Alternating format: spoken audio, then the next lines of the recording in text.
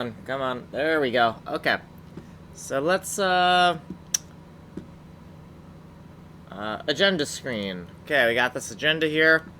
I need to pull up, my little Twitch dashboard here for a second.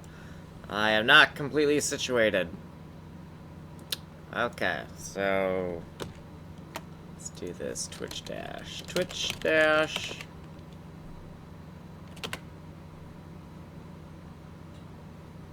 Okay, hold on. I'm almost ready.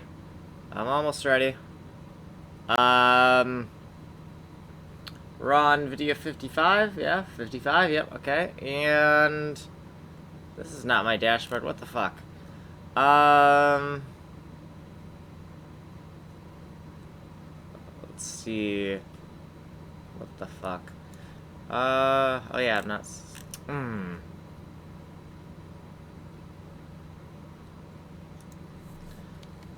Twitch dash.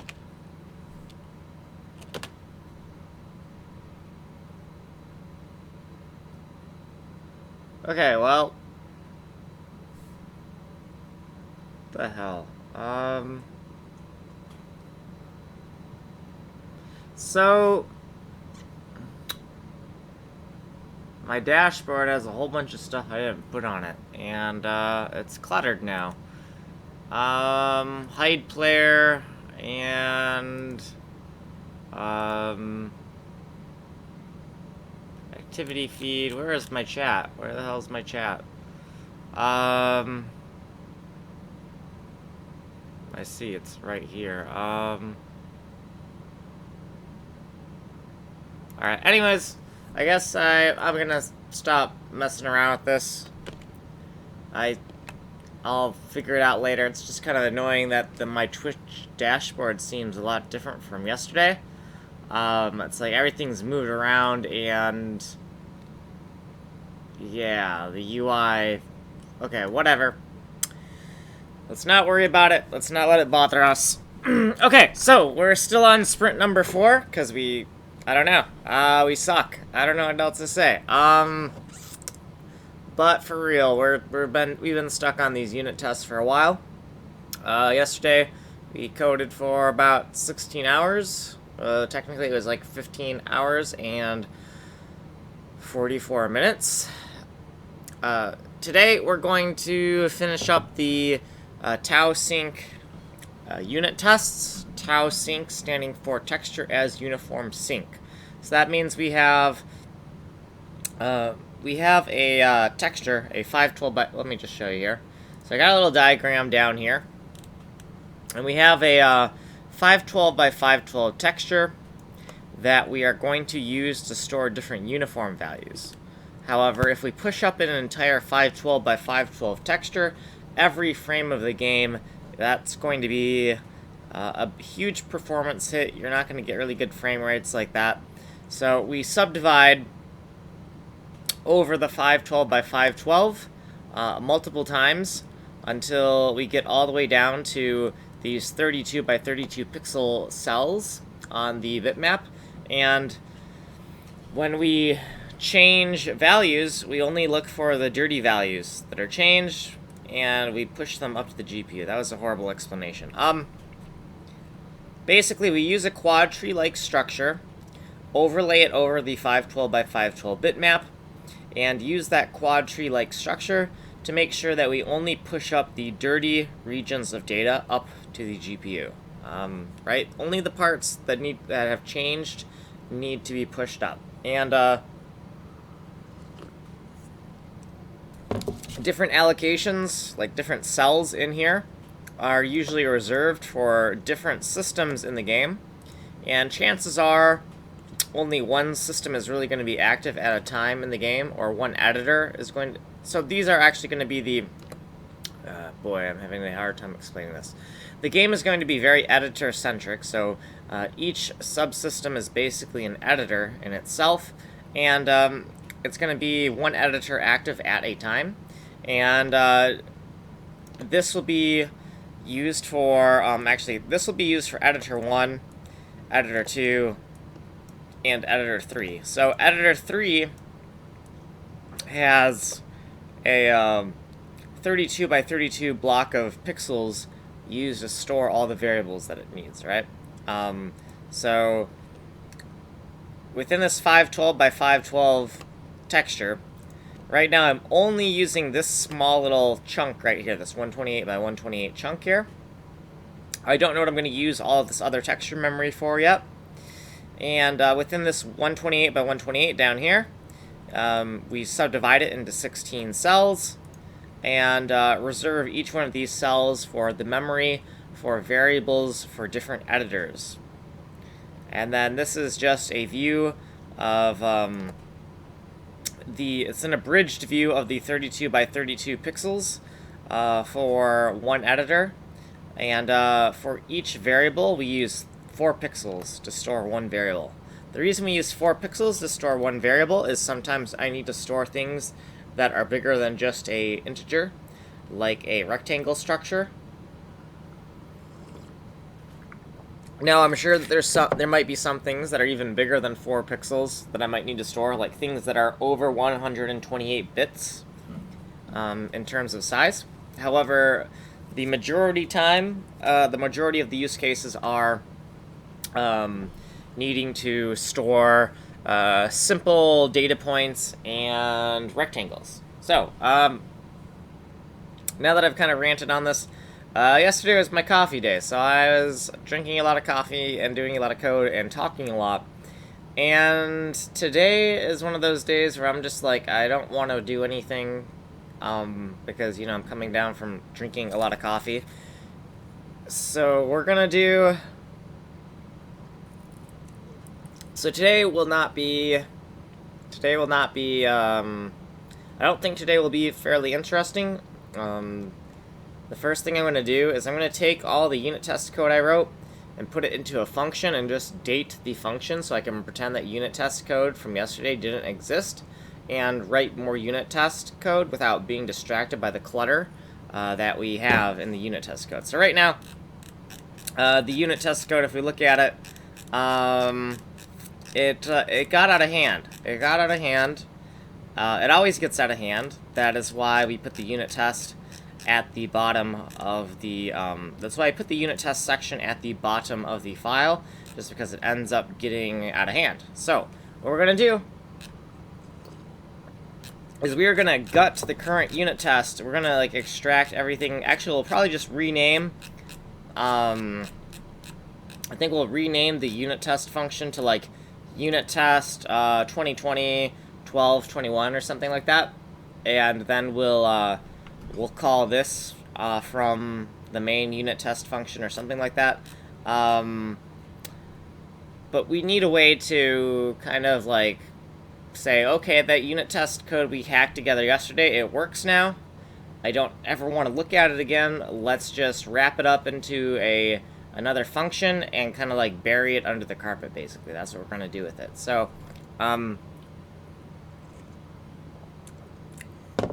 if you see the URLs on my screen, on the bottom right, we have MUS, stands for music, tinyurl.com/YMU-024. That's the Terra Enigma collection from Overclocked Remix, I believe, right now. Next thing you see on the bottom right hand of my screen is a thing that says sub. That is the sub-project within the main project that I am working towards. So I'm working towards a thing called Paint 5D, which is going to be the initial system that's going to allow my artist to get art into the game. The last thing you see is project PRJ. That is the main project I'm working on. It's the main namespace you're going to see in this project. So most variables you're going to see will always start with AAC 2020 because they belong to this C library, unless they are function scope variables. Every variable that is a file scope variable belonging to a system usually has 2 namespaces. It has AAC 2020 because that is the project namespace, and then it also has a sub namespace. For example, Paint 5D is one of them.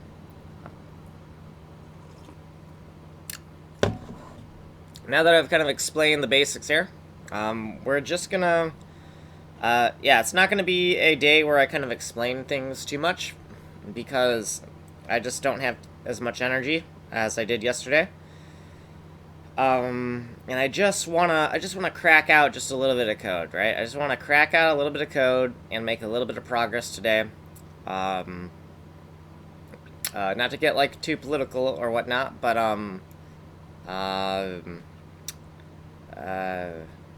well, I guess I could just, not mention who said it, and then you can go find the quote. But someone once said, if you cannot, if you can't run, walk, and if you can't walk, then crawl, right? So today, I don't know. I guess we're going to crawl through some code and just try to make a little bit more incremental progress.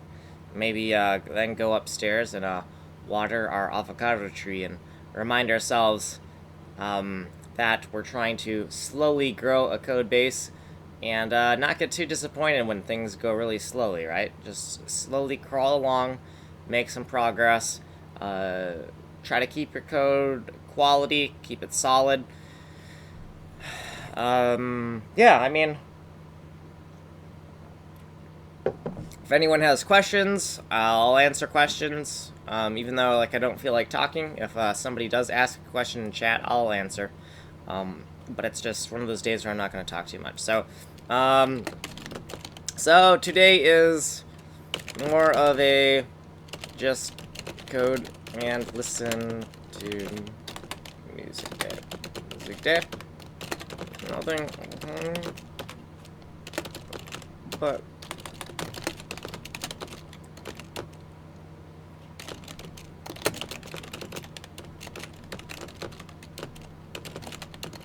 okay, so, just to summarize in the chat, today is more of just a code and listen to music day. Nothing exciting, but I'll explain what I'm doing if anyone pops by and asks. So, yeah, I mean, if you ask what I'm up to, I'll give you some answers. Otherwise, it's not something that, I don't know. Today is a boring day. In fact, let's just run with that, and let me take some time here to snip. I'm gonna make a little banner for. Hold on, how do we do this? I think I'm going to make a little banner really quick for the purpose of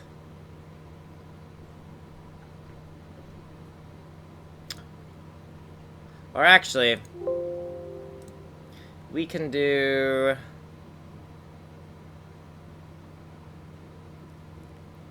no, I'm gonna make a little banner for a second. I'm like not all here. That's what I said. It's going to be kind of a boring day. It's probably going to be pretty slow, seeing with how I'm going. But we just want to crawl along, and make some progress. So, desktop. I'm going to make a little banner in Paint really quick. Paint.net.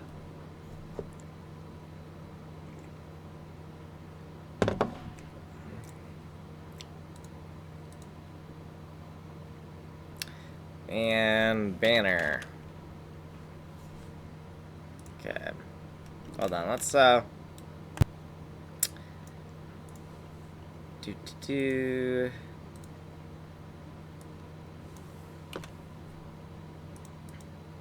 Okay.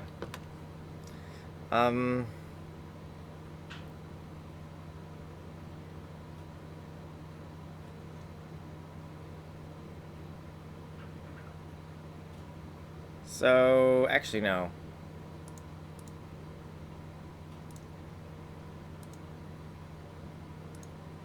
I'm going to split that in half. I'm going to say height, 64, 32, yeah, 32. The width, 400.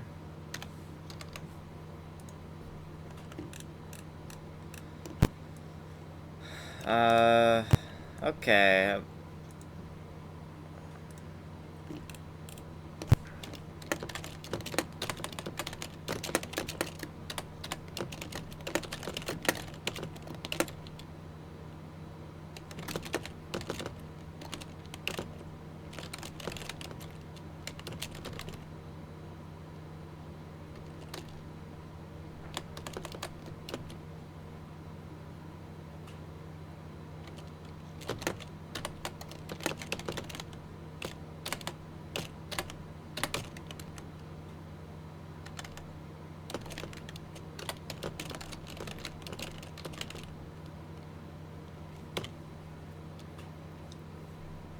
Okay, let's see, and let's put some Anonymous Pro on that, or Andale Mono, or, you know, anything that's, nope,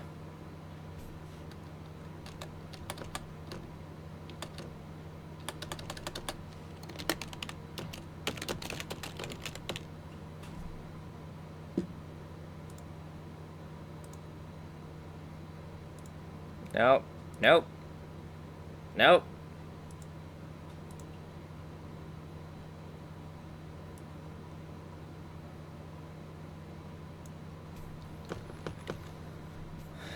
All right.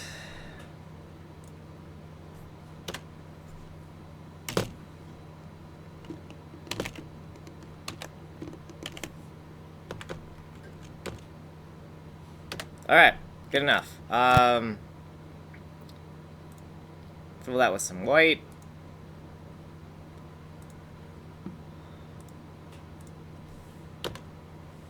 There we go. Not exactly a line, but that's good enough for me. We're going to take that, and we're going to put that at the bottom of this stream.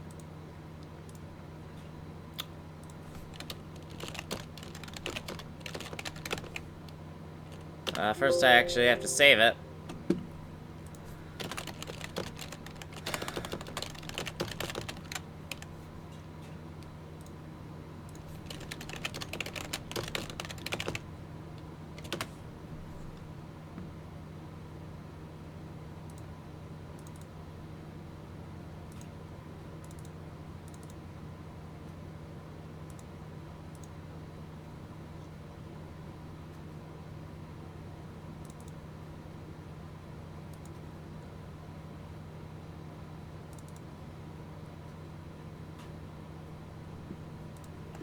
Hold on.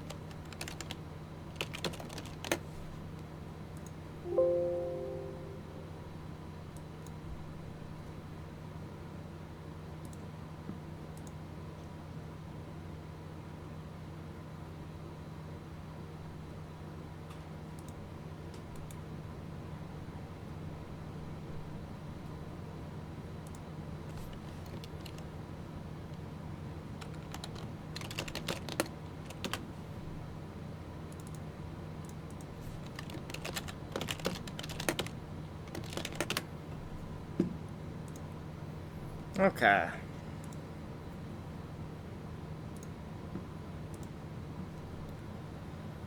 Let's take this, and I'm going to add an image.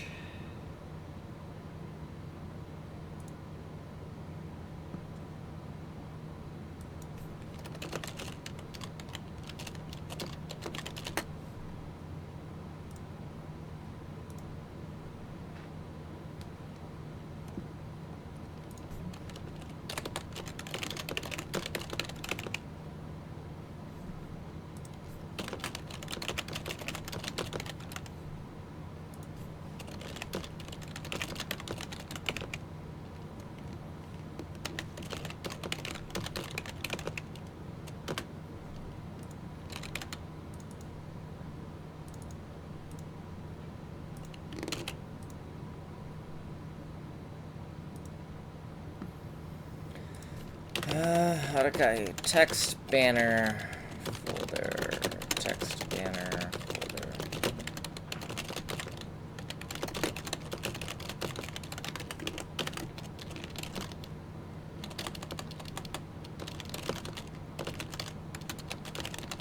So yeah, like I said, it's not gonna be too interesting right now. This is just me kind of trying to get some stuff done.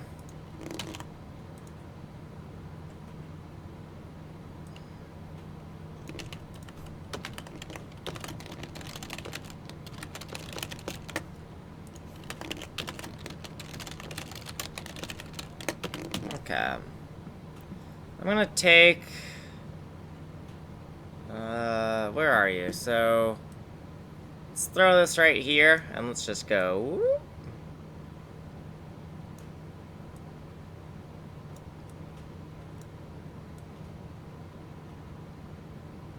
See if you can kind of...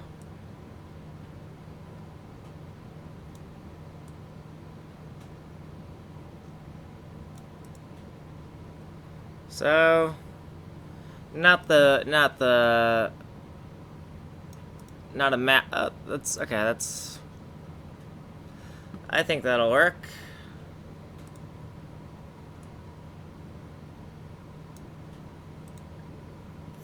All right, and feels like maybe we could. No. Okay. Well, I guess that'll have to do. It's not the best. It's not the best in terms of alignment. But today's a boring day. Ask me anything.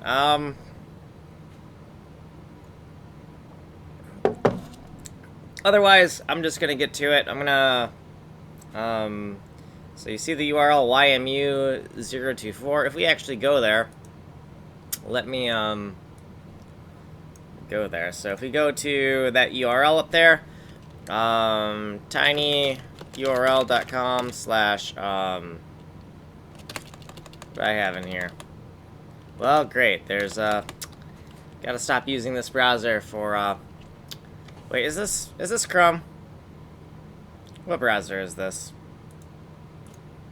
Oh, it's Chrome. No wonder my autocomplete.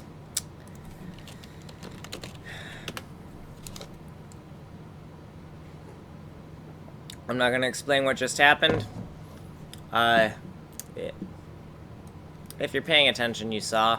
But anyways, this is why we use Torch for our streams, so that doesn't happen. Okay, hold on. So I'm gonna take this and okay, Torch browser.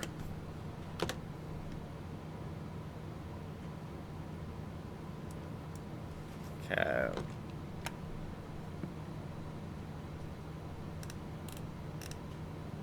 Ah, that's much... oh, I see. So my dashboard looks different in Chrome than it looks like in Torch. I don't know what the heck that's about. But, alright. Okay, so anyways, Torch. If we go to tinyurl.com/YMU024...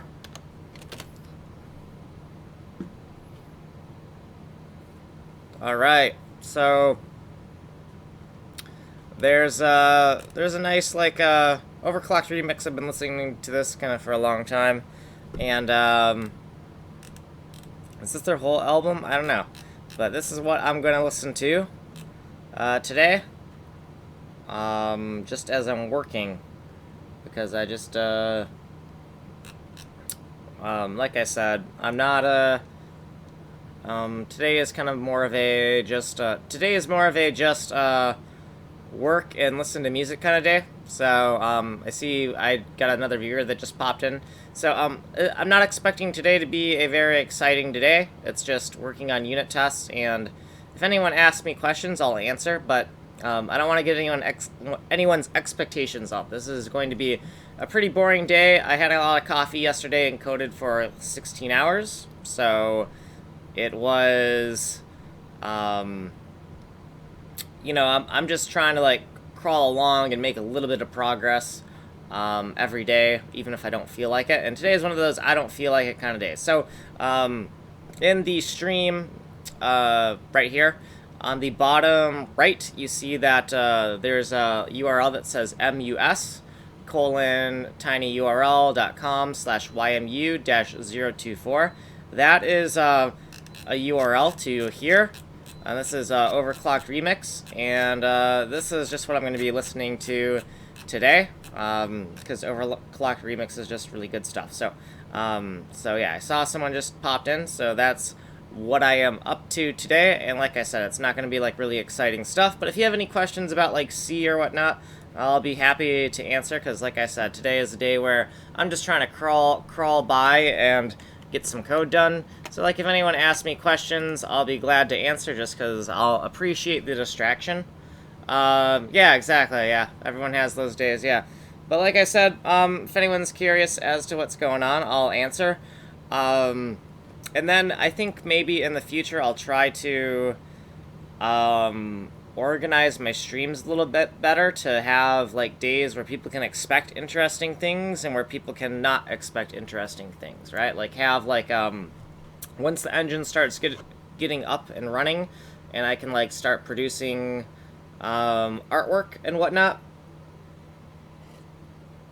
then you know, we can have like level design and art design kind of days, and then have like programming days or something like that. I don't know exactly how it's gonna go, but yeah, I have my chat open, so yeah, I can see your message there.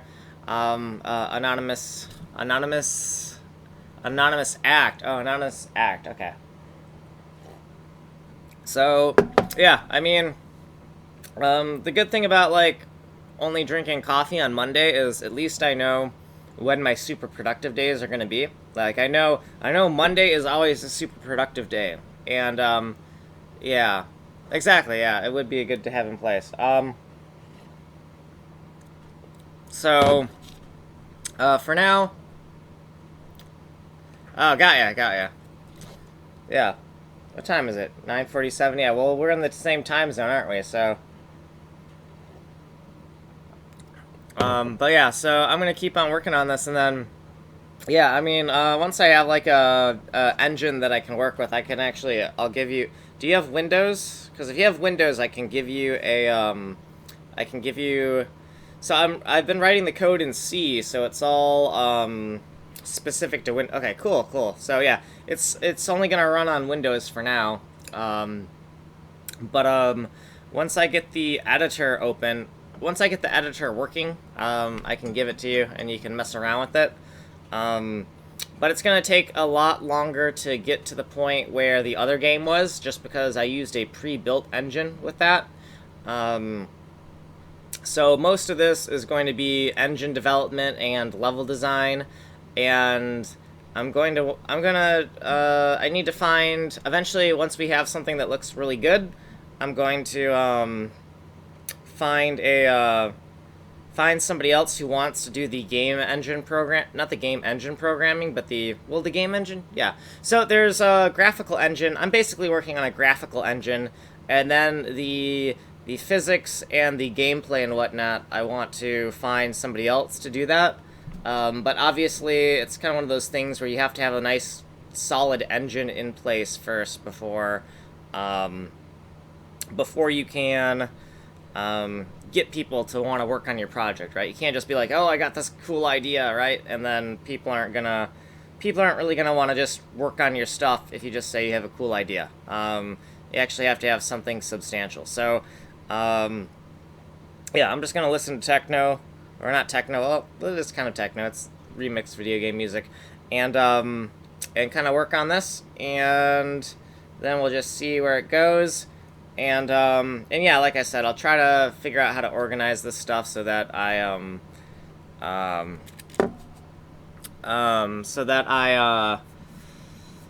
have streams that are interesting, and yeah, exactly. They don't want to jump on without proof. And the better someone is,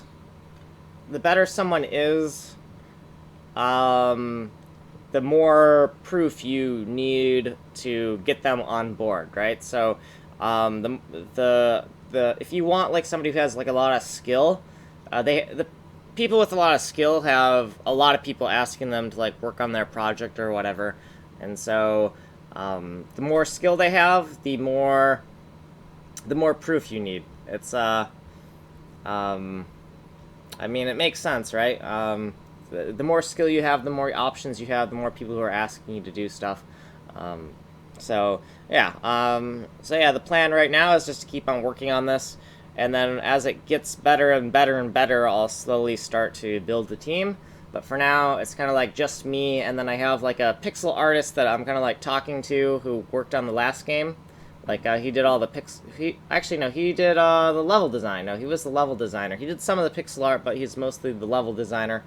And we're just gonna I'm gonna get him to start making stuff for me once I have the tools in place for him to work. But it's just a very slow process. But anyways, with that said, let me start this up, and I'm gonna mute my microphone, and I'll keep the chat open. So if you have any questions, I don't know. It's 9. I don't know if you got a bedtime. It's Tuesday, so I don't know if it's vacation or school or what's going on there.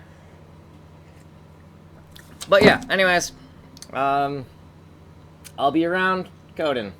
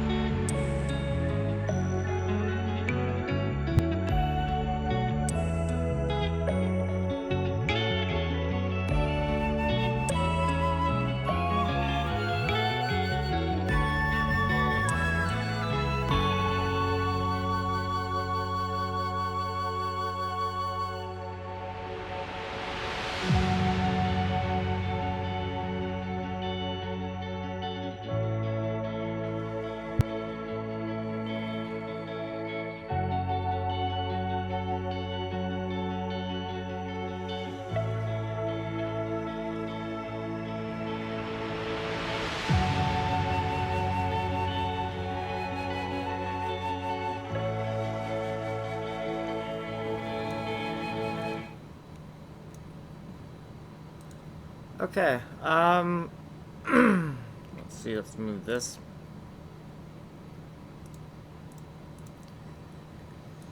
We're gonna try to finish what we're working on here and then get going, just because it's late and I'm tired, and taking that break just made things worse. So what's going on here? Let's explain what's going on here in this test code. So we have this diagonal test, and the diagonal test, hold on, let me close this. Alright, close this. Close this. Okay, the diagonal test is setting a variable in the bottom left here and the top right. So TR for top right, BL for bottom left. Remember that there is a 16 by 16 grid overlay over this 32 by 32 pixel area, right? Because each variable is stored in a cluster of 2 by 2 pixels. So when we look at this calculation here, we see 15, right? Because 0 to 15 is 16, right? So this is the last cell on the top of those 16 by 16 cells. So this TR is most definitely the top right here. BL, we're going to take the maximum possible index for something that is 16 by 16. So 16 times 16, 256. Remember, we start counting at 0, so instead of 256, we need 255. So this right here, 255, would be this bottom right-hand corner, but we want the left-hand corner. So how do we do that? Well, we minus by the stride. If we minus by the stride, we're going to end up one cell up, right? We're going to go, because we're going to move one whole row up if we minus by the stride. And then we add 1 to go over the edge and end up back at the corner here. So, and there's a note here, you know, that this is, oh, hold on. Oh, BL, bottom left equals bottom right plus stride. So we might want to make a note here that BR equals a bottom right cell, right? And let's make a note of where we are in this video, so this video isn't completely useless. So the video integer ID right now is 0055, and the time is 4 hours, 30 minutes, and 38 seconds. So let's go on to explaining more of what's going on in this test and kind of finish it up. We're going to iterate through each one of the tau and subcells. So remember that we divide the 512 by 512 into a 16 by 16 grid, and then further divide those subdivisions into a 16 by 16 grid. Oh, sorry, did I say 16 by 16? We divide the 512 by 512 memory into a 4 by 4 grid, then divide those cells into another 4 by 4 grid, and then finally divide into a 16 by 16 grid. So one of these is, so one cell from the here would be like this thing called tau here. So this is the tau index. And this cell here, which is 128 by 128, gets further divided into 32 by 32 cells, right? So we're going to iterate through all of these cells to get these 32 by 32 chunks. And then we're going to try to set clusters of pixels in them, and then verify that we set what we think we set, right? So each variable, right, when we're using Tau Depot to put variables on the texture, each variable is composed of up to 4 unsigned 32-bit integers. To make it a little bit easier to do this test, I decided to use hex values. And right here, we're going to put the top right value. So we're going to put the variable up here. And then over here, it's the same code, except we're going to put it in the bottom left. We're going to put a variable in the bottom left and the top right. And because we put it in these extreme corners, it's going to cause the entire 32 by 32 region of pixels to get marked as dirty. And then we're going to test to see, hey, did we actually push up that number of pixels, right? So down here we see number of dirty pixels pushed. That's not a very good variable name, because numpix actually includes clean pixels that got caught in the dirty rectangle. So I feel like we're going to need to rename that variable eventually. So we're going to need to rename this variable eventually. So we're just going to reference numpix in this comment, and the video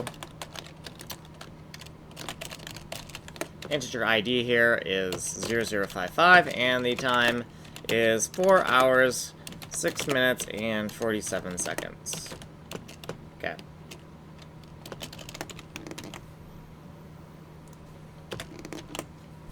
So, after we've gone through every single 32 by 32 chunk of memory and put variables in the top right and bottom left, we're going to sync up with the GPU using a dry run. So we're not actually going to sync up with the GPU, but we're going to run all of the code except for the texture pushes to emulate having done that. And we're going to get the number of sections that were pushed. There should be a total of 256 sections, because that is 4 times 4 times 4 times 4, or in other words, 16 times 16. The number of pixels should be 512 by 512, because the entire canvas that we're partitioning is 512 by 512 pixels, and we're effectively trying to make every single dirty rectangle fill 100% of its area. And so if all of the dirty rectangles are 100% enlarged, right, then the entire canvas would have been filled by dirty rectangles, and therefore the entire total of all the pixels that were subdivided up by this quad tree-like structure, they're all going to get pushed up to the GPU, hence 512 by 512. You'll notice that, you know, we're hard-coding these magic numbers here, where, like, everything's 512 by 512, but, like, oh, what if we change, like, the size of the memory we're working with or something? Well, we're not. We're stuck with 512 by 512. We kind of made that design decision, and we're going to have to live with it. And that can kind of be kind of scary to, like, commit to that kind of a bold decision. But the point is like, you got to think about,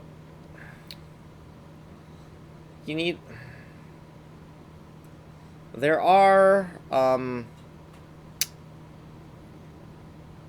flexibility is, I'm not trying to make everything super flexible.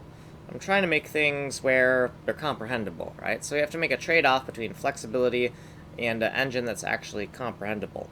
Also, you know, you can't resize. Let's take a real-world analogy. If you have a graph paper book, you can't really resize that either, can you? Right? You buy some sheets of graph paper, and you just assume that's the size you're probably going to need, and you hope you got enough room to work with, right?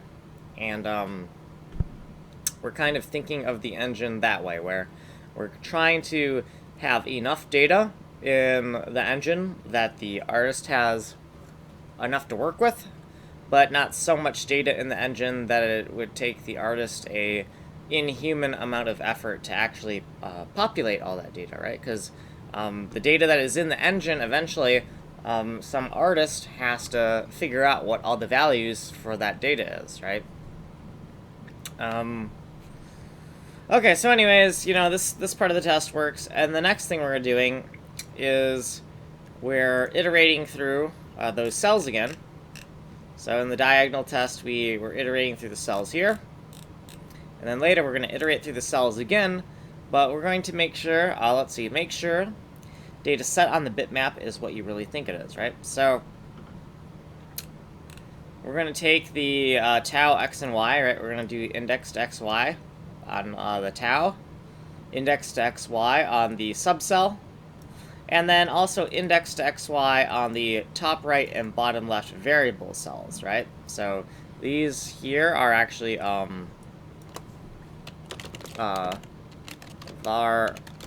these are variable cells,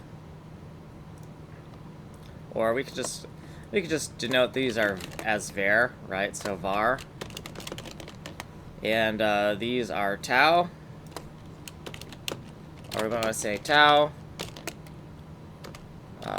0, 1, 5. These are sub 0, 1, 5, and var is 0 to 255. So we could just make a little comment there to remember what that's all about. 255 is 16 times 16. You know, maybe you want to make a note of that. Why is it 255? Well, actually, it's not just 16 times 16, or it's 16 times 16 minus 1.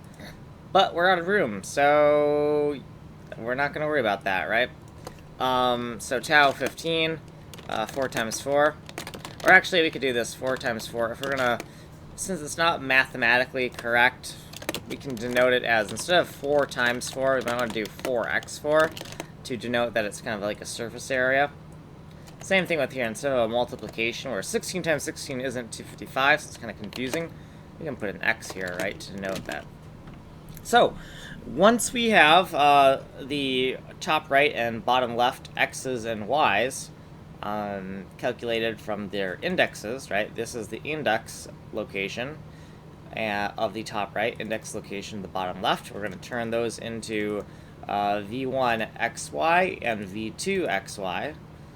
So variable 1 is in the top right and variable 2 is in the bottom left. Once we've done that, we're going to take all of these xy locations and just multiply by the different cell sizes. So the first cell size is 128, right? One of these cells here is 128. So one of these tau cells, when we're looking at the tau cell x and y, we're going to multiply by 128 to get the top left origin of the cell. To get the top left origin of these cells, we got to take the subcell x and y, multiply by 32, because these cell sizes are 32. And for the variable cells, those are each 2 by 2 pixels in size, so we'll multiply that by 2. And once we've done that, we have the top right x, the top right y, the bottom left x, and the bottom left y. And these are the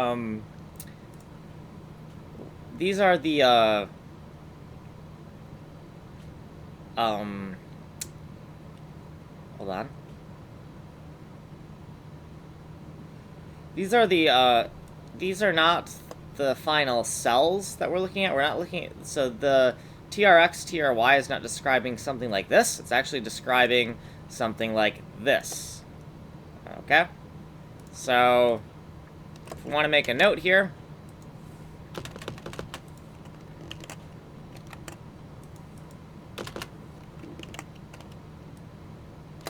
basically, if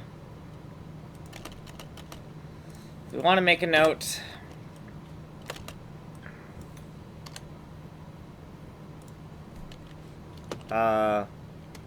at P1 equals TRX,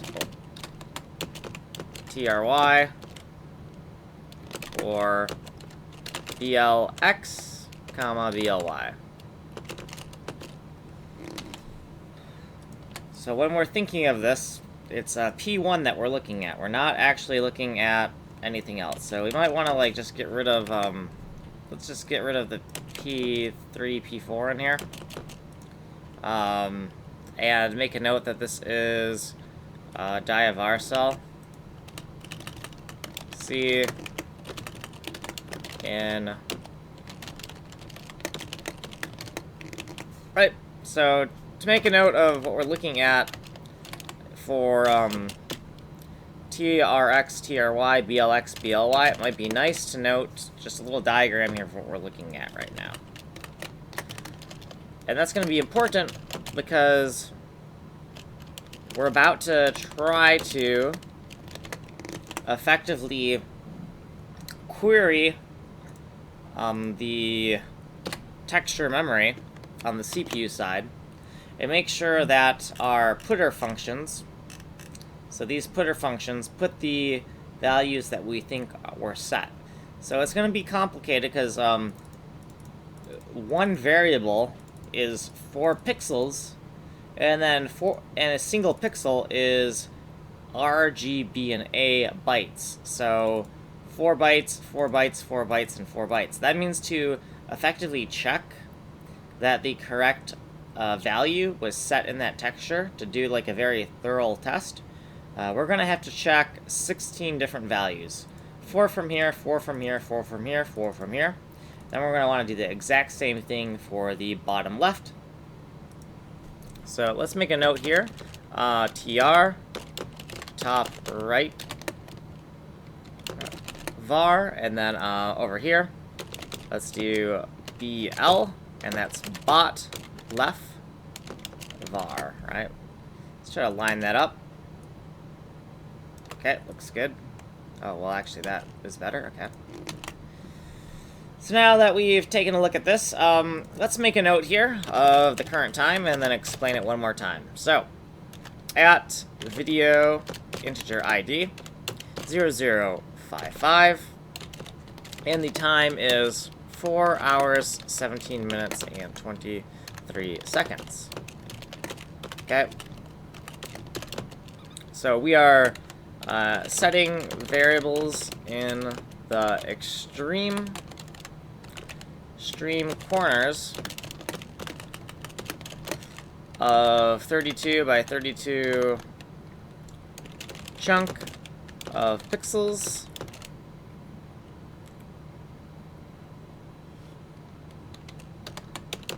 and dia var cell in order to make the largest possible dirty rectangle. Okay.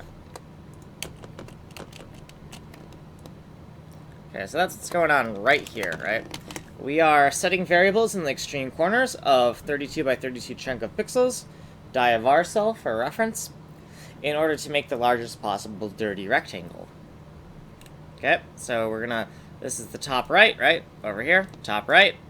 This is bottom left, to create a bounding region that encompasses both a point over here and a point over here. We're going to have to cover the entire thing, right? Okay. So you'll notice, take a look at these hex values here, right? So I intentionally used a hex value for this because the data is going to be encoded. Ultimately, the data is going to be encoded in bytes, in a byte array, not a uint32 array. And because of that, it's going to be easier to query what's in here if we use a hexadecimal number, right? Because then we can see, oh, here's the first byte, here's the second byte, here's the third byte, etc.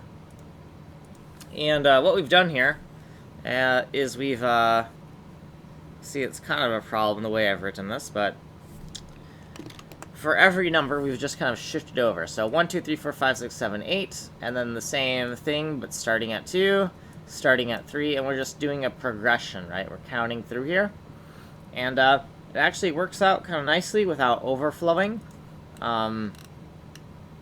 because we got these, I don't know, the math just works out, because, right, we're still counting up here, counting up, and we have just enough characters in hex to fill everything out without having to roll over or do anything weird. So we got all these nice numbers that we can now help us write our tests with. So keep these numbers in mind here. We're gonna show you where these are coming from. So let me color these really quick.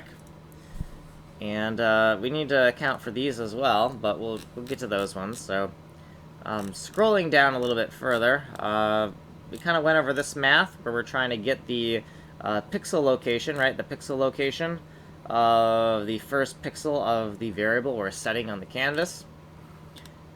And remember, this is the top left corner, but we want to inspect both the top left and these cells as well. So how are we going to do that? We're going to go through a n by n loop that just has an offset of 0 or 1, right? To go, this is offset x0, offset y0. This is right? You get these different offsets here, right? So in this kitty corner here, to get to this kitty corner cell here, that's when OX equals 1 and OY equals 1, right? Because then the offset is going to be applied to here to get us to here. So this function here, we're going to reuse this function in GPU data, this utility function. This may be a bad idea, because now we have to be pretty sure that that utility function works, right? But I'm fairly certain it works. Yeah, I don't know. Maybe we shouldn't do it. I don't know. Actually, you know what we can do? We can do this, right? Like, if we're really paranoid that it doesn't work, we can just check our math, right? So, to a component index, right? So, we're taking the component index, but then we're immediately dividing by com, right, to get the pixel index. So to check our math here, we see trx plus ox. Let's just do like a xy to index formula, right? And pretty simple, right? And for the x, right, this is x right here, right? So let's take this, group it together. And then ty is pretty similar. Group that together as well. Now, the width. What is the width that we're working with here? It's actually kind of important, and in fact, if we were using the wrong width, right? This is GPU data. This is hard-coded to 512 by 512, and that is actually the width we want to use, because the data is 512 by 512. So we can do 512, right? GPU underlying GPU data is 512 by 512 pixels. Right, so we're hard coding this in everywhere. If we ever had to change it, it would be a massive undertaking. We'd have to look in a lot of files. But the thing is that if we worry about flexibility all the time, like, oh my god, like, what if I want to change this? What if I want to change that? What if I want to change this, right? And 99% of the time, you're not going to change it, right? And so 99% of the time, you're not going to change this thing, but you're worrying about it so much that you make your code more abstract, because, oh, you just want to add that flexibility and whatnot. And then your code gets really confusing because you're like, oh, I might want to change this, so let's make it more flexible. And now your code is really hard to follow. So what we're going to do is we're just going to stick with 512 by 512. And if we ever decide that it needs to be changed, it's going to be really hard to do. So we're going to really need to change it, right? It's not going to be some trivial thought where like, oh, maybe it would be slightly nicer. It's like something that we absolutely need done, right? Now, as far as I'm concerned, I think 512 by 512 is good enough for me. I think the best approach, if we needed larger chunks of memory, would be to somehow abstract this engine on top of something else. You know, like, we get like 1024 by 1024 sectors of memory, and we map this engine onto the 1024s by 1024s, right? So we map the engine 4 times onto the 4 times larger sections of memory, right? Everything needs to be a power of 2 anyways, if we're being good about our programming practices anyways. Okay, so indexed xy formula. And we could just say that, you know, this is a check value, right? This is a check value. So let's go backwards for a second. So let's just add in here a check value. And so unlike a lot of my other abbreviations for check, I don't write it like che, like I don't just take the first 3 letters. I actually write it CHK. I think that for the most part, I'm trying to stick to just take the first 3 letters of something when I abbreviate it, but there are some common abbreviations that just make sense, abbreviated a different way like this, so I do it like that. Also, you know, sometimes if you take the first 3 letters of anything you're abbreviating, inevitably you're going to eventually end up with collisions. So I'm like, well, this, because check looks better this way, I'm solving one of those possible future collisions with anything that could be called CHE like this. And also, it's very unlikely that there's going to be any word that starts with CHK, like the first 2 letters of a word being CHK, so it's not like I'm using something up. I'm getting a little bit of extra variable space by abbreviating this way. I don't know if that makes sense. I don't think it does, because I'm not explaining that very well. But yeah, I'm just justifying why I use CHK for check rather than CHE. This is probably an inconsequential thing we shouldn't really worry about, right? That's what it is. That's my reasoning for it. It's more of an interesting piece of trivia than anything, right? So, we have PI1 CHK, right? And then we need to duplicate this line, and we're going to do the exact same thing for P2. And instead of TRX, it's going to be BL, right? So instead of top right, BL for bottom left X and bottom left Y. And then we'll just assert, right? Assert that PI1 equals PI1 CHK. And we'll do the same thing for the second pixel, PI2 equals PI2 CHK. Now, the reason we're doing this assert here is because we're trying to test out TAUSYNC, and we're pretty sure GPU data has been tested, but I'm not like 100% certain about it.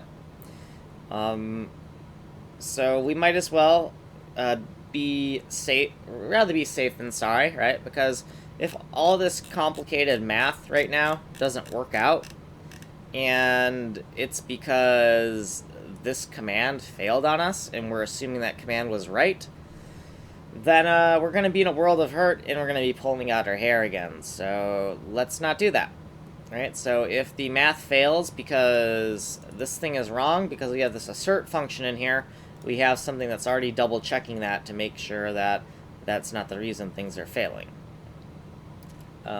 So you'll notice this is the formula for getting the pixel index, right? And this is a formula, or a function that calls the formula for getting the component index. And the only difference between the pixel index and the component index is one is just scaled by 4, right? Because there's 4 bytes per pixel, right? R, G, B, and A, right? So divided by component number here, the number of components, R, G, B, and A, 4, to get the pixel indexes here. So effectively, even though you don't see the word com in this formula, that's fine because we're actually taking the com part out of this to get the pixel index. So that's also kind of weird, but that will work.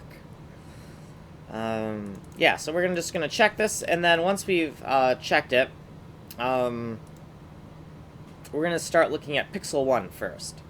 And we need to get to the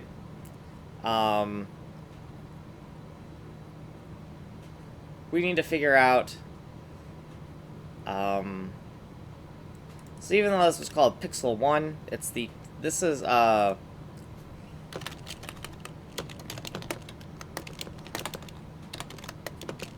top left pixel of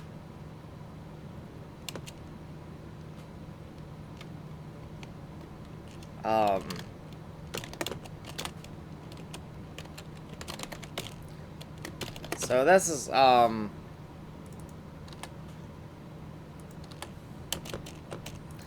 so PI1 is actually the top left pixel of the top left variable that we packed into the memory, and PI2 is the bottom. Did I have that wrong? Oh no, it's top right. And we're just going to call it top right like that. Top right and bottom left, right? yeah, top right. So this is TR, my bad. So let's make sure that's right. Yeah, TR and BL. So left pixel of BL var, right? So these are the locations of, these are the physical pixel locations of where we're packing the data into the texture.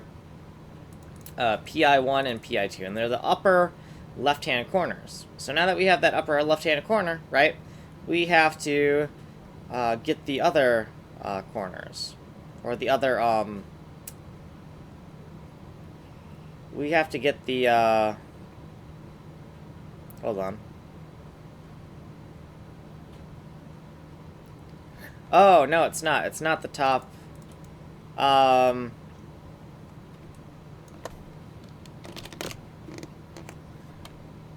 No, PI plus 0, 0.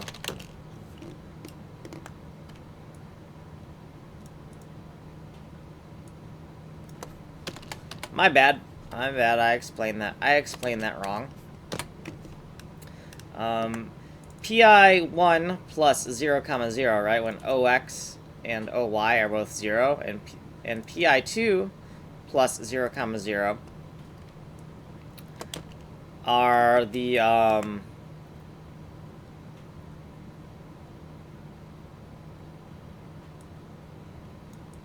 actually they're not even that. They're not even this. It's equals top left pixel of TR, top left of TR, we'll call it a cluster, or TR 4x4. And this is actually the top left of the bottom left cluster.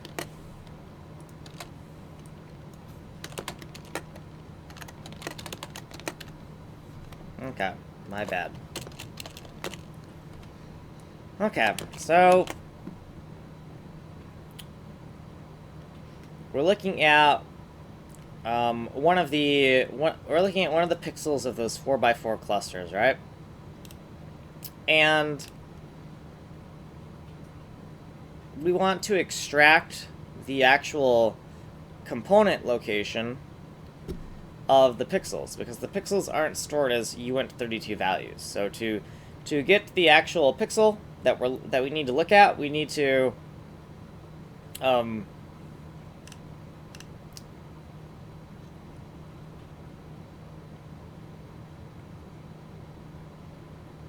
is that correct?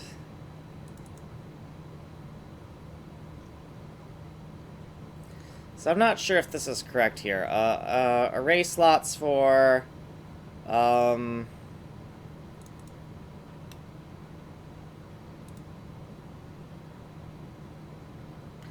so I'm just getting fancy here. If this is the pixel we're looking at,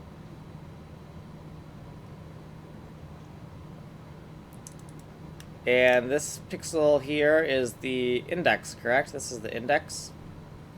Yeah, we have XY to index calculation here. This is wrong here. I'm fairly certain this is wrong. I think I was getting fancy because, you know, we had the stride calculation up here, and we kind of cut and pasted that from something. Yeah, we cut and pasted that from here, and that's fine because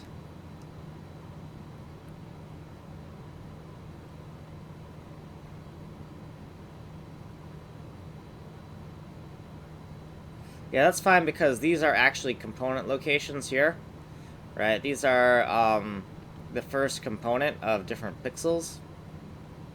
Or are they?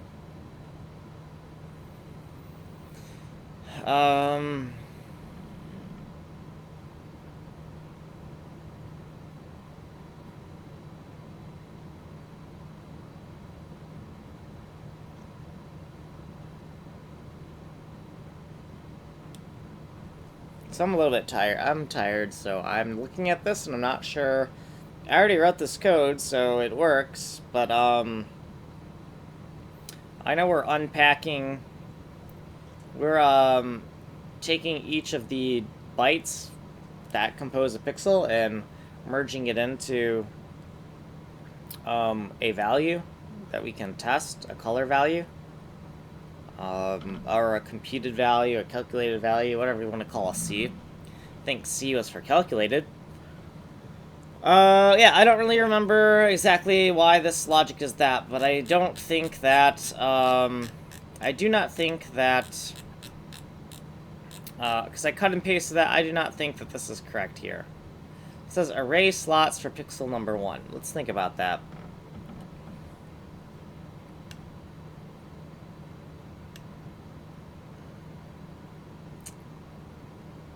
The array slots for pixel number 1 would be the pixel index multiplied by 4, and then plus 0, 1, 2, and 3. I don't know why we have this. I don't know why we did it this way. I think that if we could hard code this in, it might make more sense. So pixel index times 4 plus 0, right? And then a similar formula for each one of these. So pixel index 1 multiply 4, but 1, 2, and 3, right? And just get rid of these formulas here, because I think that I get why I did that, because I think that maybe this made it easier to understand. I think this extra indirection actually was confusing me. So OX, OY, and all that stuff.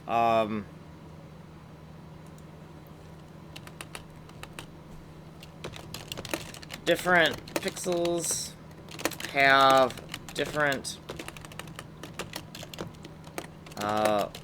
bytes of the original U32 we set. Nope, that's not correct either. Well, it kind of is. Which of the 4 pixels in the 4x4 variable cluster are we looking at, right? That's what this means here, right? That's what this section down here is all about.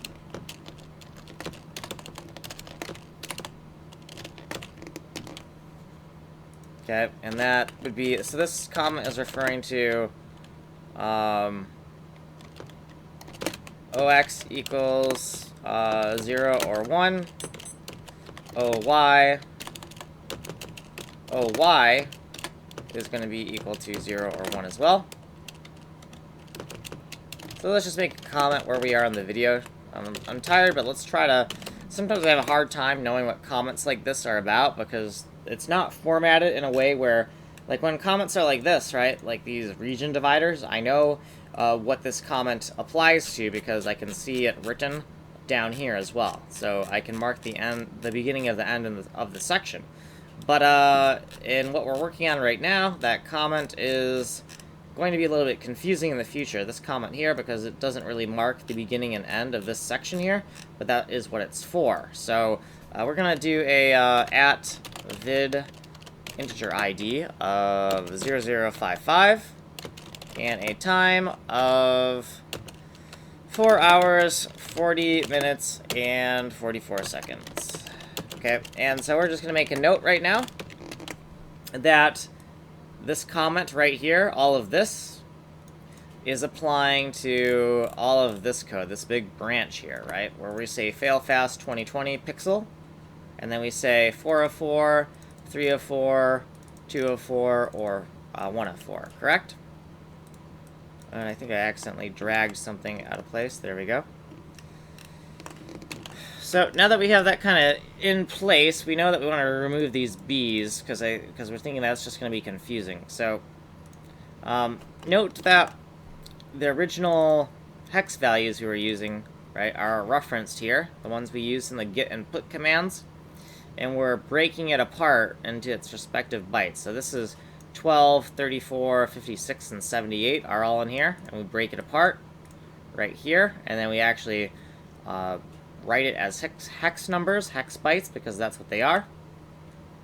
I was originally doing this calculation with bit shifting, but we don't want to get too fancy with the math, because we're not testing bit shifting here, we're testing what these actual pixel component values are. So we don't want to get the logic that's so complicated that the error is in our test and not in what we're testing.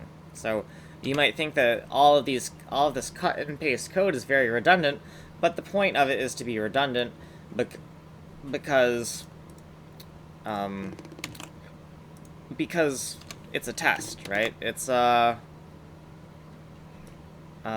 test is supposed to be dead simple. Well, I mean, all code should be really dead simple, but test even more so, right? The idea is to, a lot of times code with loops and all the crazy logic you're doing, a lot of what you're doing in code is almost like creating a weird kind of compression of logic. And the tests shouldn't compress anything. They should be written in a very uncompressed style, because they are usually testing something that is very compressed, right? We got some very dense logic, very dense compressed logic, and we want to test it.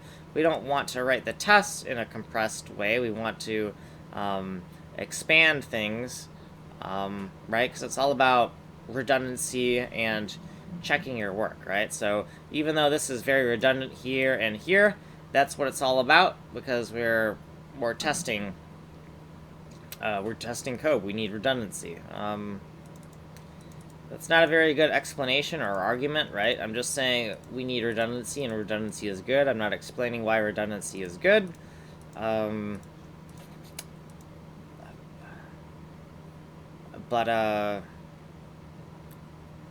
is redundancy good? Let's talk about that for a second. Redundancy is good because it makes things more fault tolerant or more resistant to accidental damage. I guess that would be a good explanation. Redundancy protects things against accidental damage. So for instance, these are all 4s here, these are all this right here, right? So because of the redundancy, if this was XXX or some other thing, the redundancy in here tells me that that is wrong, right? Redundancy also allows us to observe the patterns, right? To uncompress certain things that are happening in the code and see a uncompressed view of it, so we can get a better mental model of what's going on. Anyway, so we're gonna take these things here and we're just gonna paste in these actual formulas here, right? And so pixel 1 multiplied by 4 to get the component index, and then red, green, blue, and alpha, right? Because of the offset to get to the different bytes. And then we're breaking apart each of these numbers we put into their respective bytes and comparing them, right? So if we look at this, we got 4, 4, 4, and 4. So 4 and 4, 8. 8 and 8 is 16. Hold on. 16. Really? Do I need 32 comparisons?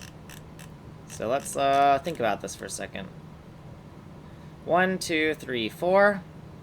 That's 4, and there's 4 bytes in here, right? So 4 times 4 is 16. Oh yeah, 16, yeah, so 16 and 16. So, yeah, so we do actually have 32 comparisons. I thought, I don't know why I said 16 earlier, but yeah, we have like 32 comparisons we need to do. But yeah, we're just going to be very blatant about, very, I don't know, blatant isn't the word, verbose about it, I guess. And this PIX, is this PIX defined? I know that it needs to be the GPU memory, but did we define it in here? I see that we undefined it here, and it looks to me like we did not define it in this specific section. We have fun and we have calm. We don't have PIX yet, so we need to go and steal that define from over here, right? So this guy right here, define pix. Pix and commas there. And man, we got pretty deep before we defined this, do we not? Or fun and calm. Oh, so this needs room to breathe. Because that, I did not notice that. Like, this was, because it was right up against that region, I could not tell what I was looking at. I couldn't find the defines because there wasn't any visual space between here and here, so I feel like we might want to give it that much room. We ideally want to actually indent this as well, because we have this section divider, so we really want to indent this. However, we're getting really close up to that edge. We don't want to indent so much that we're working with like lines of code that need to be only like 8 characters or something, right? We're gonna break a little bit of the formatting for just pragmatic reasons of, you know, we need some space to type some of this stuff. So, you know, other people would just give out and go over here, but I would rather just start indenting less, right? So this first check looks good, and then yeah, we gotta edit these hard-coded values. So let's so this right here is the top right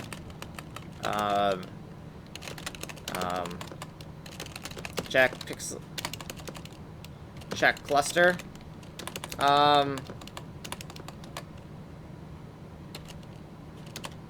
Check cluster, let's call it TR, because this is the top right cluster. Pixel number 1 is the top right. Let's make sure that's true. TR, yeah, TR right here, top right. So check cluster top right is what this is. So let's actually kind of give that a thing here, because the next section of code is going to be pretty redundant. So this is also check cluster. Check cluster. Luster. Check cluster, and this is bottom left.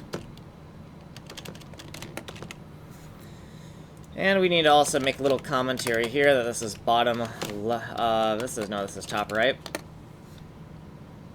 Okay, so we got these little comments, check cluster, top right, and bottom left. So that way when we highlight check cluster, we can see the beginning and end of this section, but we can also see the beginning and end of the related section, right? The bottom left.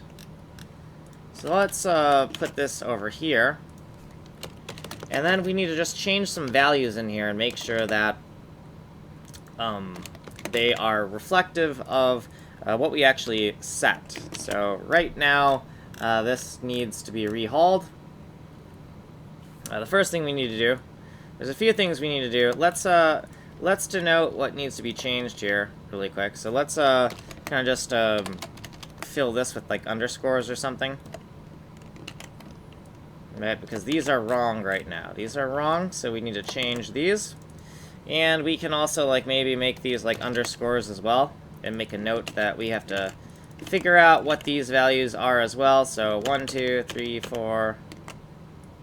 Okay, so we can take these little comments here, and we can fill out these comments with the correct values. And before we do that, let's take this kind of formula right here that we're putting into the index accessors of the bitmap memory, and let's paste that there. But then remember, this is not the same pixel, this is the bottom left pixel, so it's PI2 instead of PI1. And I can just take that and kind of just cut and paste that to flesh out that part. Okay, and then right here, if, and just put zeros, right? So that's just a formatting thing so that I can have each one of these lines be completely analogous in logic as well as visually they are analogous, right? Because if I had to not have an or on this line, it would no longer be a visually analogous line. So that there's a reason for why I wrote it the way I did. Okay, so now that we have this, we're going to actually go all the way back up here and reference, for reference for a second, and we're gonna take this command. So this is the bottom left. You see the bottom, how it says bottom left right here, right? Bottom left. We're gonna use this as reference right here. So when we are writing our code and we need to know what the values are, right? These hex values. This is what we're gonna use, right? This is pixel 1, pixel 2, pixel 3, and pixel 4. So another thing we could do while we're here, right, is we could make a note of, like, we have enough room to where we could take this little diagram right here, we could just paste it right here, and then we could do a little commentary right here, where we do at pixel 1, pixel 2, and pixel 3, right? That's what these are right here, right? And then we can kind of rearrange this a bit, right? More diagrams is better, or at least I think it is. Maybe we want to move this down here, maybe? Nope, we want a little bit more. There we go. So yeah, I think that looks a little bit nicer now. I think this is kind of ugly looking. I think that maybe it would make more sense to do this, right? Where everything's a little bit better aligned. And then we can do the same over here, right? It's the same deal, right? Let's just take all of this commentary. And it's redundant, but I think that it helps us. I think it definitely helps us. So we can also take, you know, C diavarcel, and I think that we probably should remember to, when we are not labeling something, we should probably surround it in a C like this, because I know that in other places where I mentioned that, oh, we're using diavarcel here, it's in the comments and other places, but we probably should have a way to denote if it's the actual place where it's defined, right? Diavarcel is kind of defined here in this diagram. That's its actual meaning. And we don't want to make the mistake of, like, searching for this because we see it somewhere in code, and then we see it here, and we think that diavarcel just means this little diagram right here, right? So, because I think that could be a problem.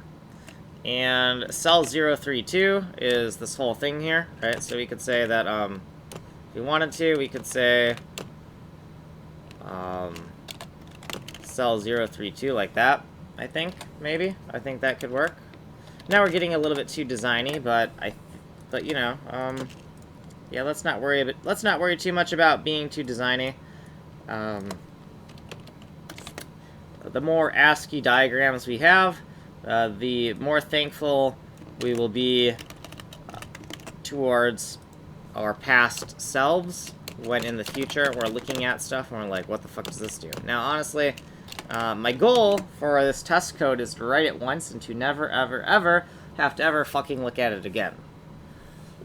So that said, why do we really need these diagrams if that's the goal? Just write the code and then forget about it. But you know, if something goes wrong with the test or if something breaks somehow, if we ever have to revisit this and we did a sloppy job, we're gonna hate ourselves. Now, that is kind of against the, like, Yagni principle of you aren't going to need it, right? Because we're expending all this extra effort because we think we might come back to this code, so we're going to write it nicely. But the risk-reward is a little of this, of adding comments and diagrams, is not the same as the risk-reward of making your code more abstract and flexible because you think you might need to make changes. It's not really the same exact risk-reward ratio there, right? So it's a pretty low-risk thing to do, to add more diagrams, and you know, what I lose from writing these diagrams is time, right, that I could spend doing other things. But the reward is, if I ever come back to this, I'm not going to completely hate myself when I'm trying to figure this out. So let's go back to here. So this is the put command for the bottom left. So we see the bottom left right here, and the put command, and these are the pixel values for the cluster, the 4x4 cluster, also known as cell 032. Cell 032 is not the best name, right? Because you're thinking, oh, cell 032, is it 32 by 32? No, it's one of these. It's one of these cells overlaid on the 32 by 32. That's why it's called cell 032.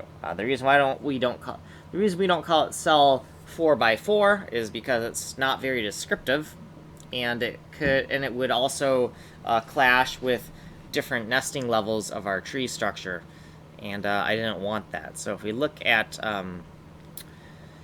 the Tau dirt, for example, and we look at the data structure, right, we have, these are both 4x4 cells, cell 128 and 512, but if we just call them cell 4x4 and cell 4x4, then it's going to be easier to make a mistake while traversing this structure, because the compiler won't catch us if we make any mistakes. It's the same reason why I call this isDirty0, isDirty1, and isDirty2. It's so that the compiler is going to catch me if I do anything stupid and think I'm inside of one struct when I'm actually in a different struct, right? So now that we have this command, for reference, we're going to go back down to where we're accessing all these values and looking at those clusters. So this is the cluster bottom left, where we still need to fill things out. And what we're going to do is we are going to, well, first of all, we're going to look at the last value of the previous cluster to make sure this makes sense. 4, 5, 6, 7, 8, 9, etc. So I'm expecting 5, 6, 7, 8, 9 for the first variable here. 5, 6, 7, 8, 9, yes. Okay, cool. So we're just putting a very predictable pattern into these hex values, so that it's just easier to comprehend the code and walk through it. Okay, so let's fill this out. We're going to take this first value right here, and we're going to paste it here. We're going to take the second value, because it's the second pixel in the upper right of the cluster. This, the third pixel, is the bottom left of the cluster, and the final pixel of the cluster is the bottom right. I don't know if I said that right, because sometimes I get my left and rights mixed up, so let me go over that again. This is the top right. This is the top right pixels value. God damn, I am bad at this. So we see 0 and 0, right? Where is 0, 0? That is the top left. This is the top left pixels value. This one is the top right pixels value, right? Because we go 1 on the x, 0 on the y. This is the bottom and then bottom left pixel value, and this is the bottom right pixel value. Okay, I think I got it right that time. So because we put actual hex values, that makes it easy for us to debug this, because we can actually take each one of those values and first we're just going to paste it in here, separate it out like that, and then we can just do more cutting and pasting, right? We can go cut, paste, cut, paste, cut, paste. Right, we're just separating it into its individual bytes, because the pixels are stored as individual bytes. So we gotta divide this, divvy it up into its 4 respective bytes, and then check those values. So this is no longer pixel 1, it is pixel 2. So we need to change the base error message for each of these. Okay, good. And the next thing we're going to do is we're going to take this, oh, did we already paste them? I think we did. 5, 6, 7, and 8. See, I can easily check that these are the correct values, because I can count up using the first digit right here by the X, and I can see that they're counting up correctly. So we're going to take these, we're going to break these apart now, and break them into their respective byte values. Okay, so 6, 7, 8, 9, A, B, C, D. Do I know what those are actually in decimal? I don't. It doesn't matter.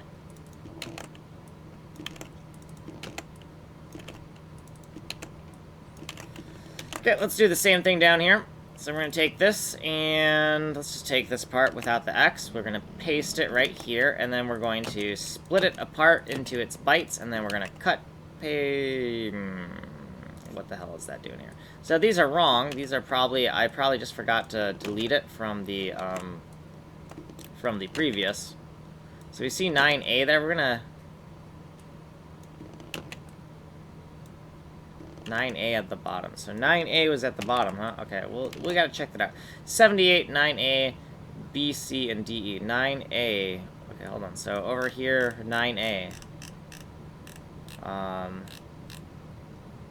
9A, yeah, we were over here. We're in 3 of 4. Yeah, I just forgot to delete it. Okay, that's fine. I just wanted to make sure. So yeah, okay. So that was just left over. I forgot to delete that while I was kind of reworking this code for the next case. That looks correct to me. Now the hopes are that this all just works and I don't have to do anything once I write all this code. The hope is that the more optimistic hope, or not optimistic, the more reality-based hope, or the less optimistic but okay, well, let's just say it. You know, I hope that, you know, all this code just works and I don't have to dig into having made any mistakes, but realistically that's not going to happen. What I'm hoping for is that the only thing that goes wrong is that, like, part of the code works, but then one of these specific values I transcribed wrong. Like, that is my hope, but, you know, I don't know. Okay, so we've done a lot of crazy stuff here. Like, if we look at this scope here, this double loop here, this is a lot of crap, right? And that makes me worried, because that means more moving parts, more things that can go wrong. I mean, it also means that we are being very thorough with what we're testing, so that's good. But what's not good is the fact that it's just a pain in my ass, and we have a lot of stuff to look at. So we're going to give it a run, and if it doesn't work, because it is, if this does not work because we've made a mistake somewhere, which is possible. It's possible that we've made mistakes. In fact, if it wasn't possible to make mistakes, we would not write test code in the first place, because we'd be infallible. So there's this here, but the loop is like, whoa, the loop's all the way over here, jeez. So there's this blah, blah, blah, blah, blah, blah, for loop. And did we correctly...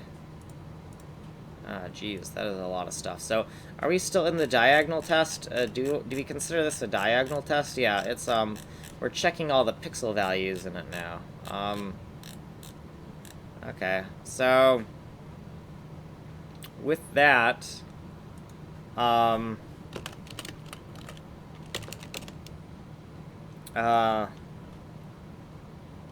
manual pixel cluster value checks. Manual might be kind of a weird word for code, saying that it's a manual check, but that's kind of... it's as manual as it gets in code, I guess. I mean, all code is automated, but when I say manual, I mean... what do I mean? I guess maybe I mean hard-coded? I don't know what I mean by manual. Let's go down here. Yeah, so let's just take this and just write that. Oops. Yeah, that's a little bit better, because diagonal test, and then we know what this is for. And this is right here. This is next and tau and sub.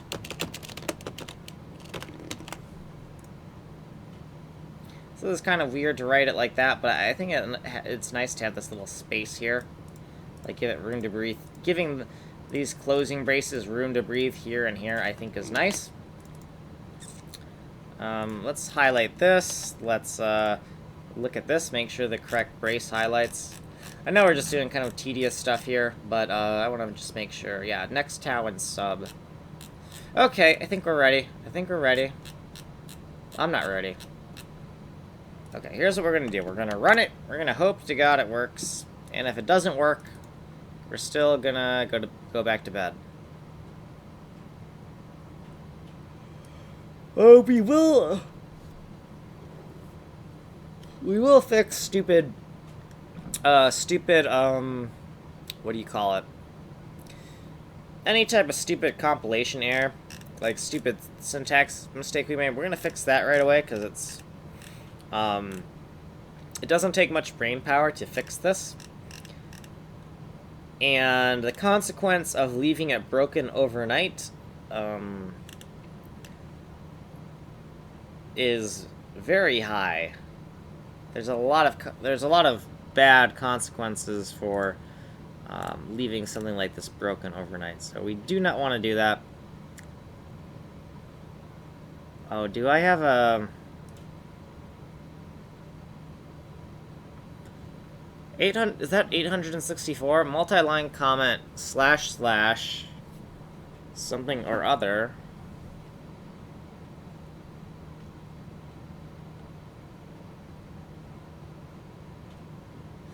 Error multi-line comment -- error comment.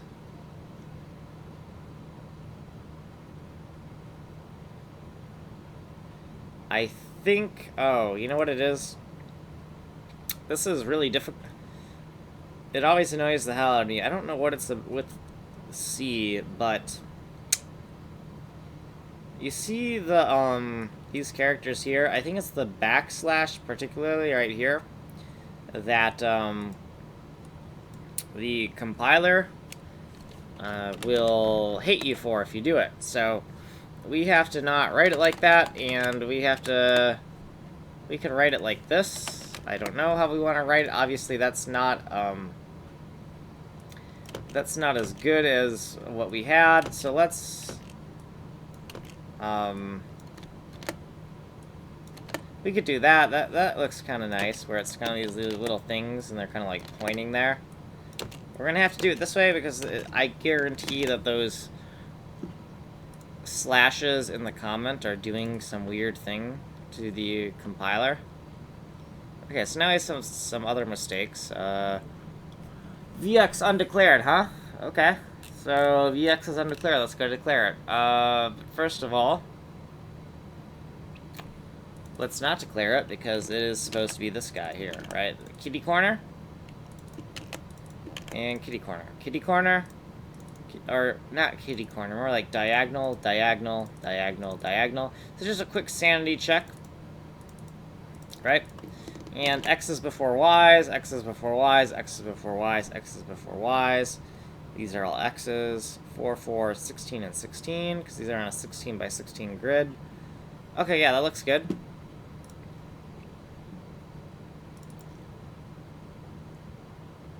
Okay, v2y, unused variable v2y. Well, why is that unused? Have we made a mistake? So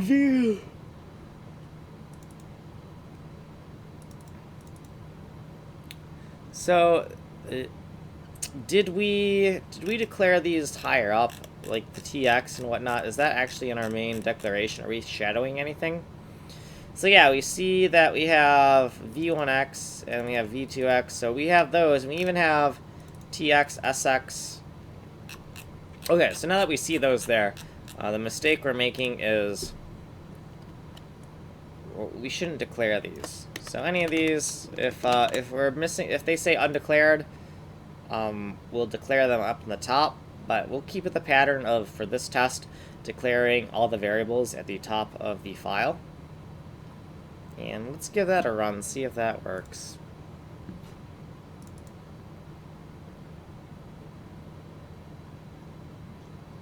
Oh, okay. So now we're gonna see if it crashes on us or not.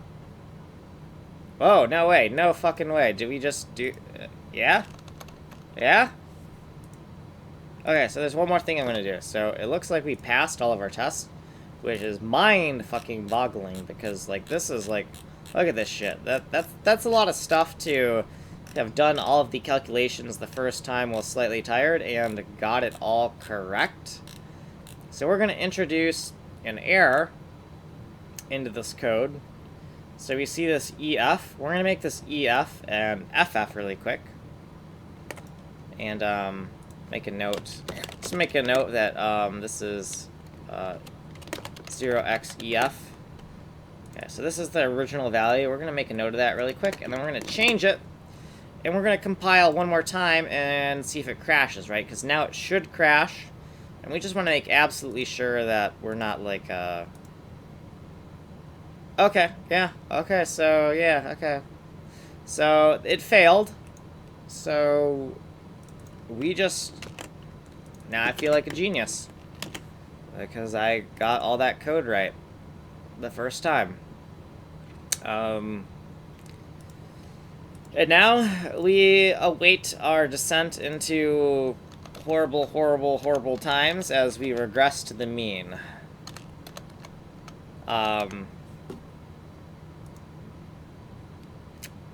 Regression to the mean. So, researchers have found that negative feedback makes people better, and positive feedback makes people worse. Well, I'm actually lying to you. Well, I'm not lying to you, but let's think about why they found those results and what it actually means for a second. Because it's very misleading, and they didn't find what they thought they found, right? So, regression to the mean. If you are mediocre, and you're a mediocre, let's do the pilot analogy. You're a mediocre pilot, and no, let's use, I don't know, let's use basketball. Maybe basketball is better. You're a mediocre basketball player, and you shoot for the hoop, and it swooshes right in, right? And then you're congratulated. You're like, good job, good job. And then the next time you shoot for that hoop, you don't swoosh, right?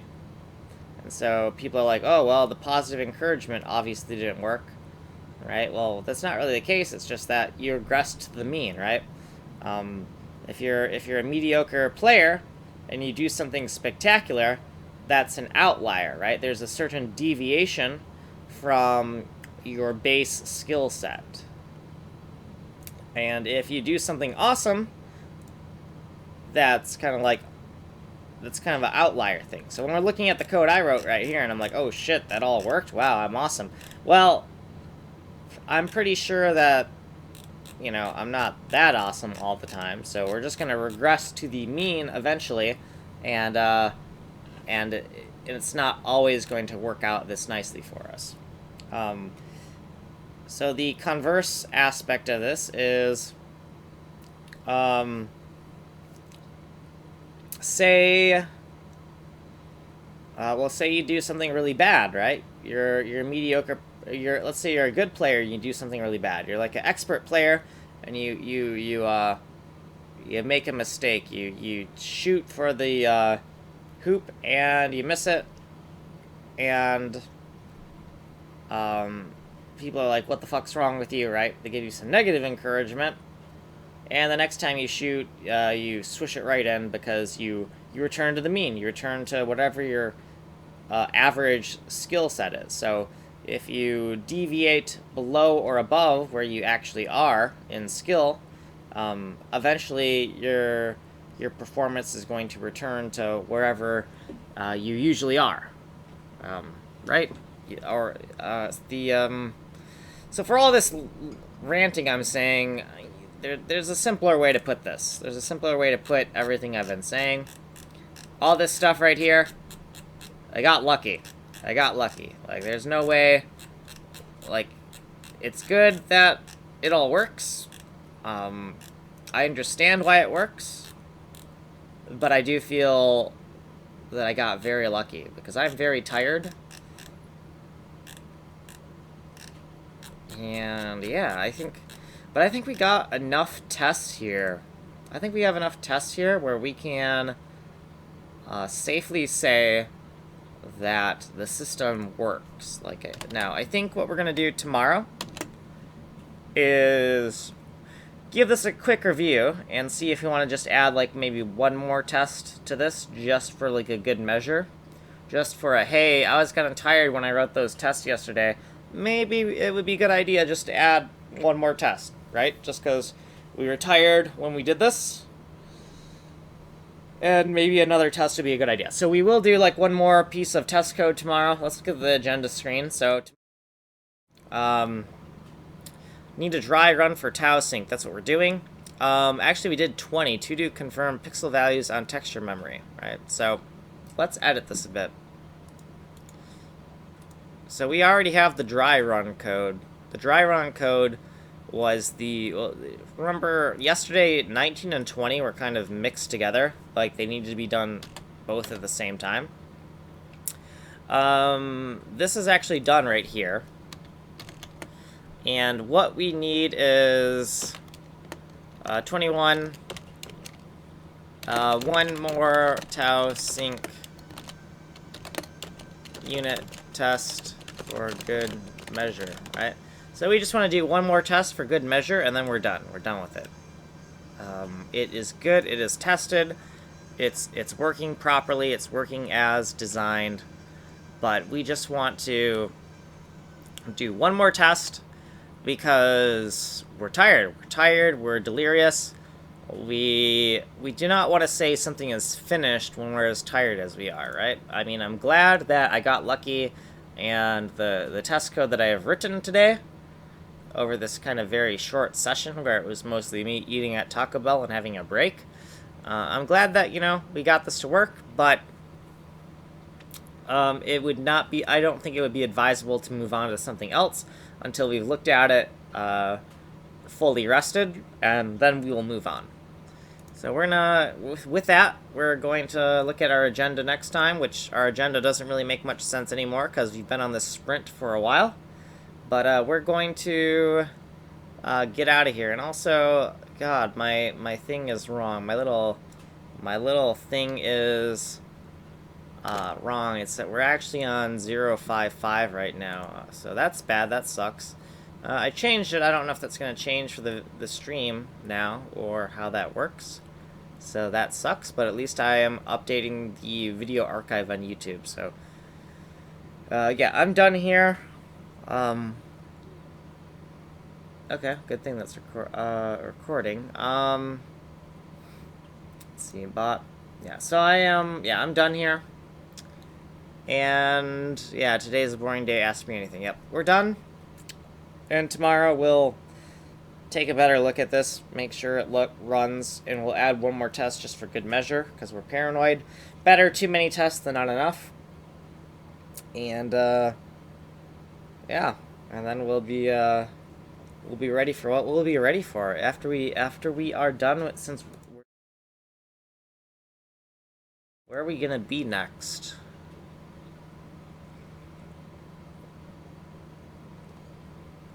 Okay, and then next it looks like 2022. We're looking at creating the tau type struct, and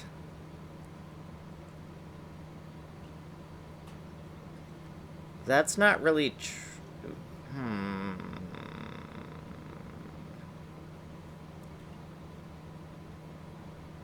Let me think about that for a second.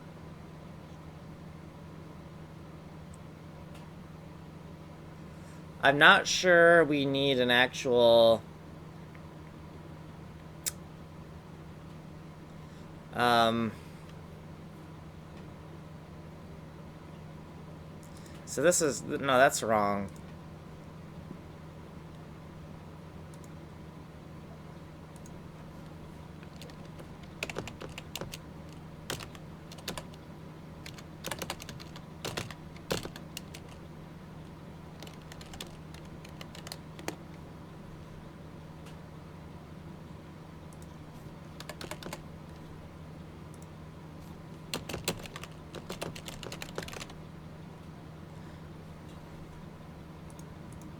Okay, so now we're kind of like off screen here.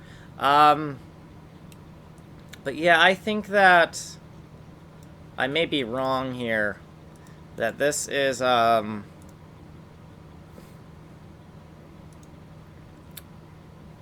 that I don't think this should actually be a struct. I think this should only be functions right here. This one right here, number 22. Here, let's try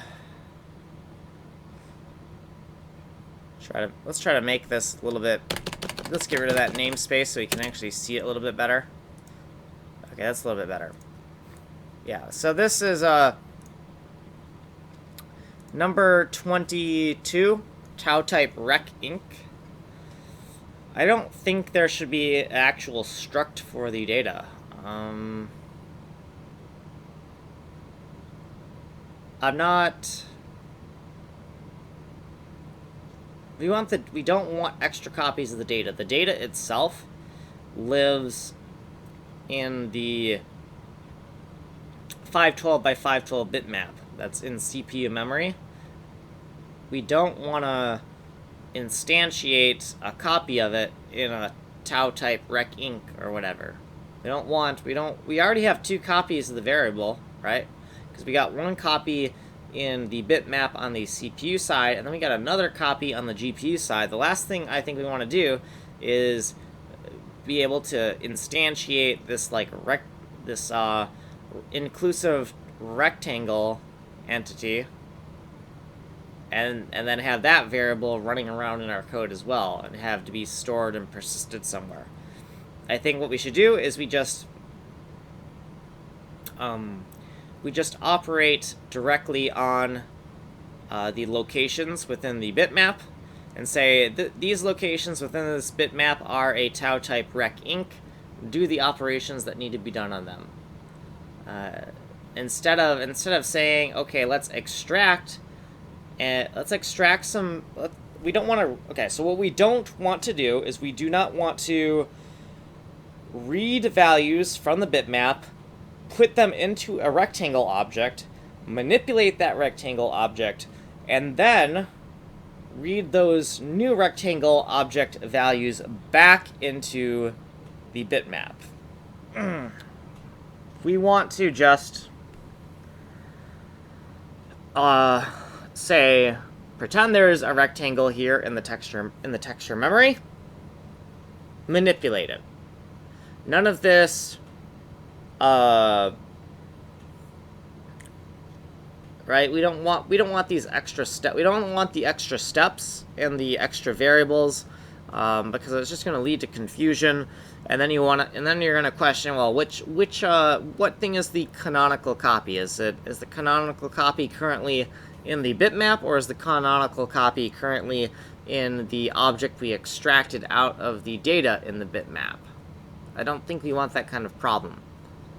And now it might be a little bit weird, because if you're used to object-oriented programming, you're like, no, of course we want to take these objects out of the bitmap data so we can use them and manipulate them and work with them easily. But I think that's a trap, and we're not going to do it that way.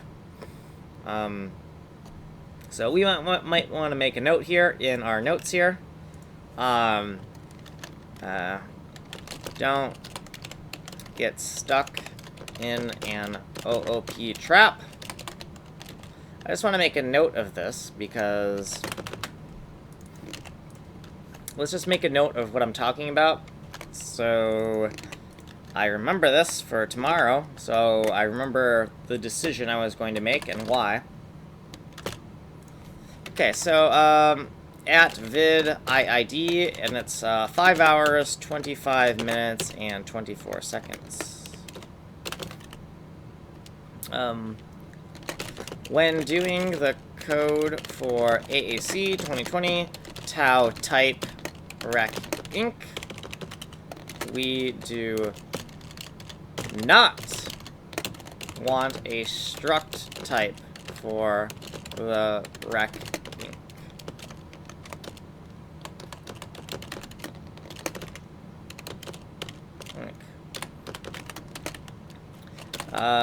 Reasons.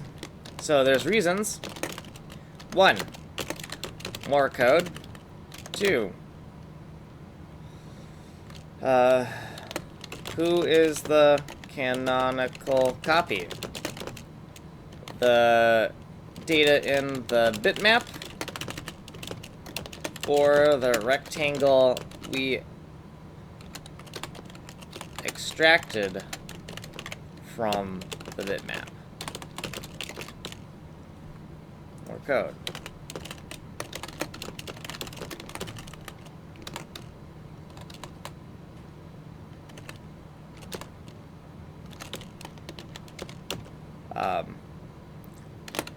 Deserialize into a rectangle. 1.b, manipulate rectangle, and then 1c, reserialize rectangle into bitmap bytes. Right? So it's more code. We got to do all these steps, right?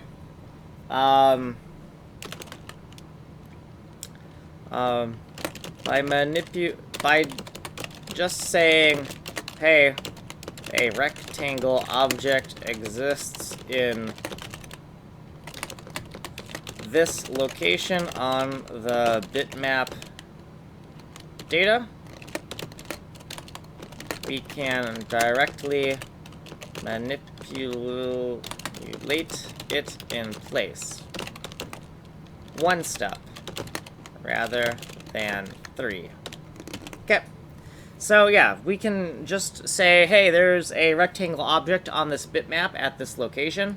Manipulate it. Make it wider, shrink it, skewer it, whatever operations we need to do to the rectangle. We'll just say, here's the rectangle. It exists at this location on the bitmap. Manipulate those bytes. Rather than the alternative object-oriented way of doing it would be, hey, there's a rectangle inside this bitmap data. Deserialize it into a rectangle object, or in our case, a struct. Manipulate the rectangle, and then reserialize that rectangle into the bitmap bytes, right? Those 3 steps instead of just one step of, hey, there's this rectangle object here, manipulate it, right? So there's all these steps, right? Much more code. And then on top of that, the next problem we have is, well, which is the canonical copy, right? The version in the bitmap or the version that we just extracted from the bitmap and manipulated, right? So we have this persistence problem, right? It's like in like Java, where you have like where you have the entity framework, where you read values out of a database and then put them into entity instances, and then you have to do things with those entity instances, and then eventually you have to repersist those entity instances into the database. Right, so all of that extra step, I think it would be just better to directly work with the data. I think that directly working with the data is going to be it's just going to be a lot less abstract. It may be a little bit weird, and because it's a little bit weird, it might be hard to wrap your head around, but it's actually less logic to write. So if it's less logic to write, it should be easier to understand, right? Instead of adding more abstractions on top of it. And the only thing that might trick you into thinking that it's going to be harder to understand this way is just because you're not used to thinking of the problem in this way. If you're used to thinking of things in terms of objects, it might be confusing the way I'm going to write this, but it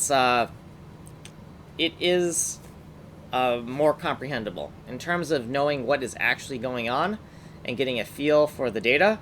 It's actually going to be much more comprehensible. So, anyways, and also I guess I was still on the agenda screen when I wrote all that, so let's go back to the bottom screen here. So here's where I wrote the first comment. So this is when I started typing. I wrote the below, and let's do another one, vid IID, and it is 5 hours, 30 minutes, and 51 seconds. And this is after I explained it. So this is after I explained it. So let's go over it one more time, because I didn't realize you couldn't see this screen, right? So when doing the code for the tau type rectangle inclusive, we do not want a struct type for that rectangle inclusive.